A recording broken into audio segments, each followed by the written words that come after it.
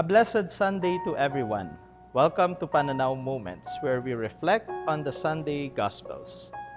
Today we celebrate the feast of the baptism of the Lord, and our Gospel reading for this Sunday reflects and speaks of this account where Jesus was baptized in the Jordan River by his cousin John. For us Catholics, when we hear the word baptism, what usually comes to mind are those special moments when we, as infants, received this sacrament through a priest, accompanied by our parents and surrounded by our godparents, our ninongs and ninangs.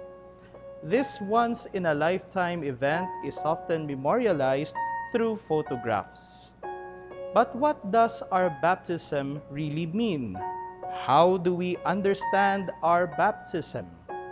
Our common understanding of baptism is all about membership. Para maging Katoliko, para maging kasapi ng simbahan. But more than that, our catechism teaches us that it is the sacrament which erases the effects of original sin and even the punishment due to sin. Likewise, in our gospel today, John was also baptizing as a way of removing the effects of sin as part of his campaign to call people to conversion from their sinful ways in preparation for the arrival of the Messiah, Jesus Christ. Lo and behold, Jesus appeared at the Jordan River asking John to baptize him. Come to think of it, hindi naman kailangan ni Jesus na binyagan dahil hindi naman siya nagkasala. He did not receive the effects of original sin, being the Son of God. But afterwards, John acceded to his request after Jesus told him, "Allow it for now, for thus it is fitting for us to fulfill all righteousness, that is, to do the will of the Father.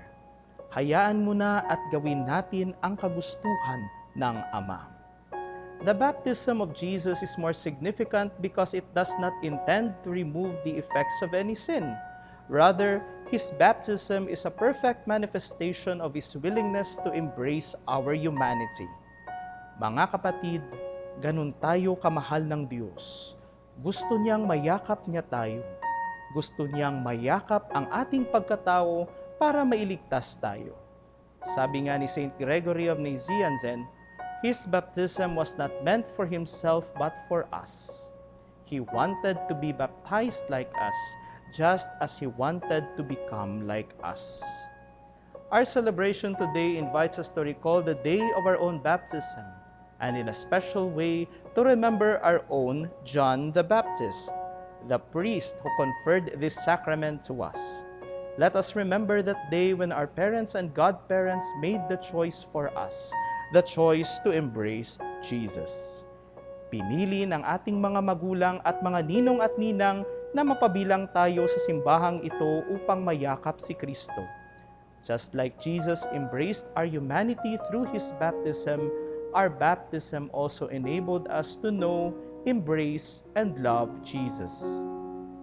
In closing, this celebration also marks the last day of the Christmas season, and it helps us understand the real meaning of the Christmas celebration, that God became man in order to embrace us, and in return, we may be able to embrace Him.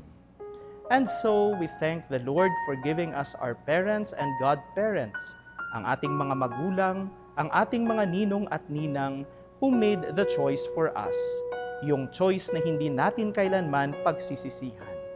Let us also thank the Lord for the priest who administered the sacrament of baptism to us. Sa muli po, Merry Christmas po sa lahat, and God bless us all. Thank you for journeying with us. See you next Sunday for more Pananaw Moments.